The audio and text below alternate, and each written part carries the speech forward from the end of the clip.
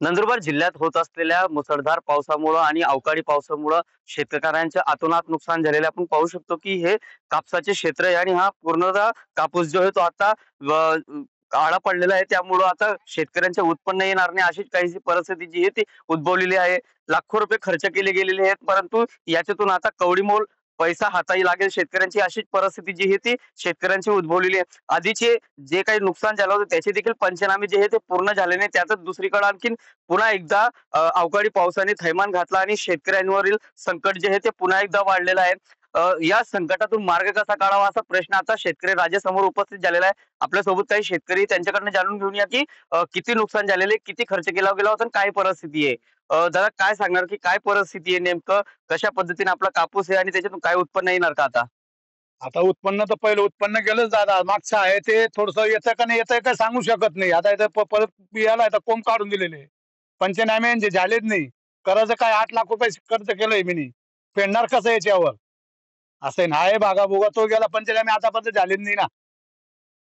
करायचं काय? खायचं काय? लोकांचे द्यायचे कसे? त्या विचार पडलेला आता. मग सणासारखा सण काय सण केला आम्ही, काय करायचं त्याला दिवाळी. परत आता हे कापसा गेला, काय करणार कापसाला आता आम्ही? पाण्यावर गेला नाही कापूस कुठून. निश्चितच मोठ्या प्रमाणावरती नुकसान जे आहे ते झालेलं आहे. कर्ज काढलेलं मात्र कर्ज कसं फेडावा असा देखील प्रश्न आता उपस्थित होताना दिसून येत आहे.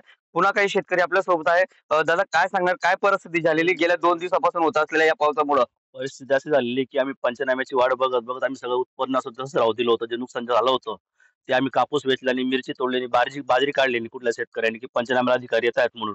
पण कुठला अधिकारी आला नाही आणि 2 दिवसापूर्वी जेव्हा अवकाळी पाऊस पडला त्यामुळे जे राहिलं जे होतं तेही गेलं आता आमच्या हातातून. अशी सदर शेतकऱ्यांनी सांगितलं त्यांच्यावर 8 लाख रुपये कर्ज आहे. मे महिन्यात त्याच्या मुलीचे लग्न झाले. कर्ज काढले ते फेडणार तरी कसं आता आम्ही?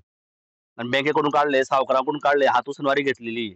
आज मग जगावं कसं, मरावं कसं हा प्रश्न आता डोळ्यासमोर आमच्या उभा राहिलेला आहे. आणि कुठला अधिकारी येतो फक्त सांगता येतो कुठला अधिकारी अजूनपर्यंत आलेला नाहीये. 55 लाखाची तोडकी मदत नंदुरबार जिल्ह्याला झालेली आहे. ती पण अजूनपर्यंत लोकांच्या खात्यात वर्ग झाली नाहीये.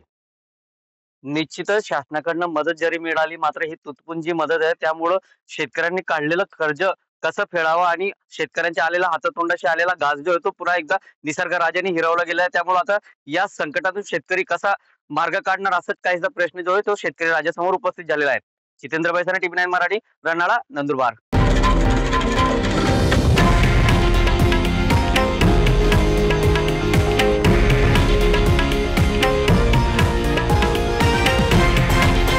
हे आहे देशातील नंबर 1 न्यूज नेटवर्क आणि आपण पाहत आहात टीव्ही 9 मराठी, एकमेव.